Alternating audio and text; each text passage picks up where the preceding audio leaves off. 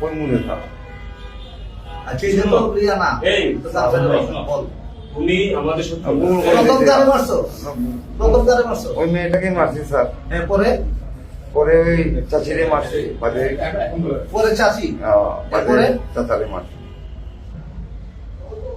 এরপরে চাচা চাচারে কোন রুমে মারছো ওই যে রুমে আছে ড্রয়িং রুম মনে করে এটা। ড্রয়িং রুম হ্যাঁ ড্রয়িং রুম মনে হয় কইছে আর আর এই দুটো কই মারছো ওই ওই যে একটা কর্নারের রুম ছিল ওইখানে। কর্নার রুমে ওই দুজনকে মারছো ওইখান থেকে ওই মেইন রোডের সামনে থেকে কুস্তা কুস্তা বই যায় এখানে আমাদের চাচারে মেরে দিছো ওইখানে গেছি ওরা মেয়েরা দুইজন।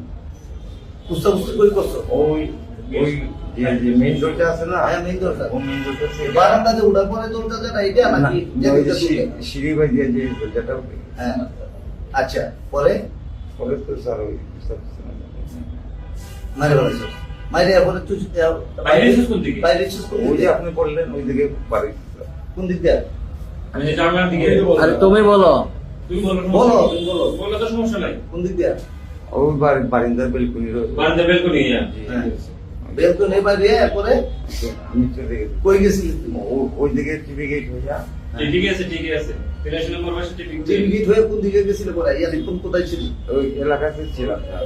এলাকাতে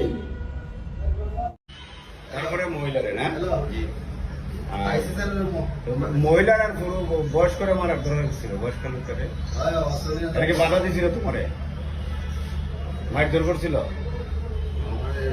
পিঠের মাঝে মারছিল, হ্যাঁ পিঠের মাঝে সাবাত মারছিল, কথা বাদ ও মারছে লেবড়া মানুষ মারিলে আমার লাগে ঠিক ছিল না। মাথায় কাম করছে না মাথা বেশি হট হয়ে গেছিল নাই না